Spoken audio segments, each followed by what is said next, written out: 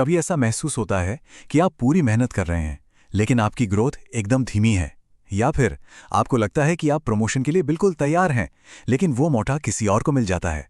ये एक बहुत ही आम और सच कहूं तो काफी निराशाजनक एहसास है।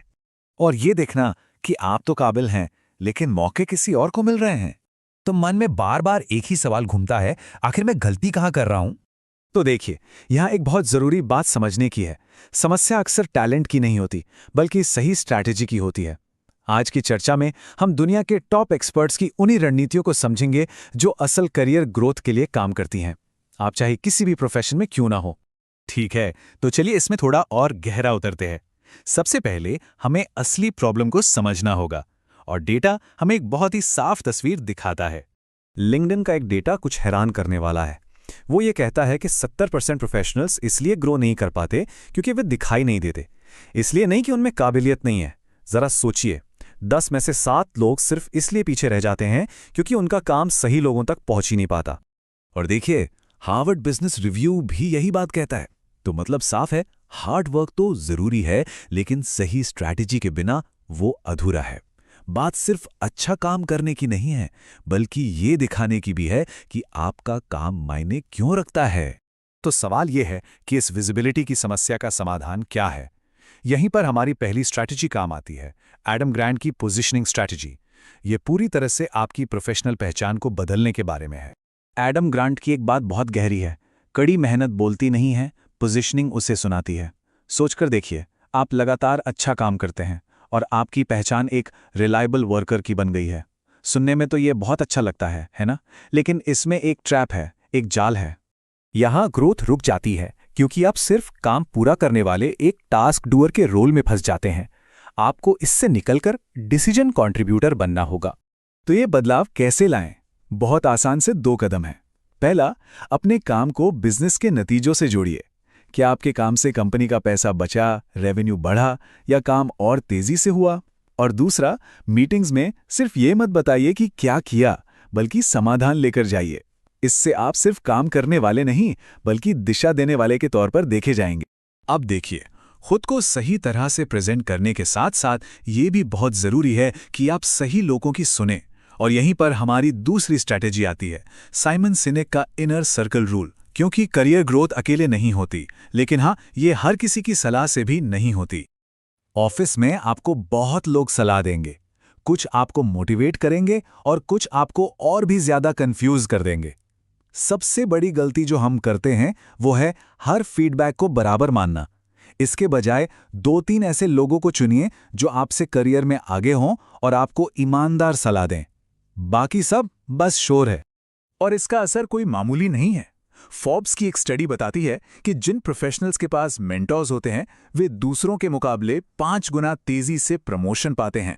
5 गुना! सोचिए, सही गाइडेंस आपकी ग्रोथ को कितना ज्यादा तेज कर सकता है। अच्छा, सही लोगों से सलाह लेने के बाद अगला कदम आता है सही सवाल पूछना। हमारी तीसरी स्ट्रैटेजी ब्रेने ब्राउन के रेडिकल क्लैरिटी के आइडिया से आती है, क्योंकि जानते हैं करियर में ठहराव का एक बहुत बड़ा कारण होता है अनक्लियर एक्सपेक्टेशंस, यानी अस्पष्ट उम्मीदें। जरा सोचिए, आपके बॉस आपसे कहते हैं आप बहुत अच्छा काम कर रहे हैं, बस ऐसे ही सुधार करते रहिए। अब इस फीडबैक का क्या मतलब निकालें? इसमें कोई दिशा नहीं है, कोई टाइमलाइन नहीं है, और इसका नतीजा कोई ग्रोथ नहीं।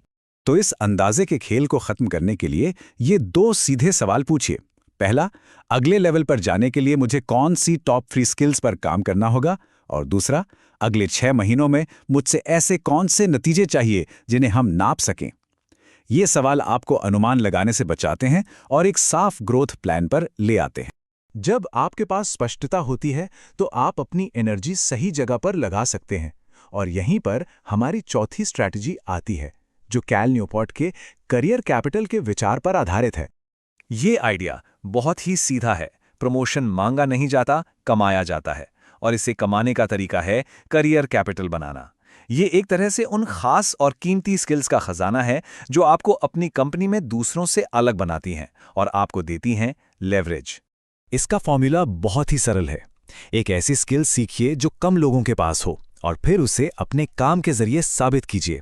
ये कॉम्बिनेशन आपको करियर में जबरदस्त लेवरेज देता है। जैसे मान लीजिए एक ही रोल में 2 लोग हैं, एक सिर्फ अपना काम करता है, दूसरा काम करने के साथ साथ सिस्टम को भी बेहतर बनाता है। आप ही बताइए, प्रमोशन किसे मिलेगा? जवाब बिल्कुल साफ है। जब आपके पास करियर कैपिटल और लेवरेज होता है तो एक और चीज अपने आप आ जाती है, वो है आत्मविश्वास। और यहीं से हमारी आखिरी स्ट्रैटेजी निकलती है, जो शेरिल सैंडबर्ग के कंट्रोल एंड एग्जिट फ्रेमवर्क पर आधारित है। क्योंकि करियर ग्रोथ अक्सर तब रुकती है जब हम डर के कारण एक ही जगह फंसे रहते हैं। अगर आपकी कंपनी में ग्रोथ के मौके कम हैं, तो सिर्फ वफादारी दिखाना आपके करियर के लिए खतरनाक हो सकता है। इसका समाधान दोहरा है। अपने मौजूदा रोल में अपना बेस्ट दीजिए, लेकिन साथ ही बाहर के मौकों के लिए भी हमेशा तैयार रहिए। एक बात याद रखिए, जब आपके पास ऑप्शंस होते हैं तो कॉन्फिडेंस आता है, और कॉन्फिडेंस से ही ग्रोथ आती है।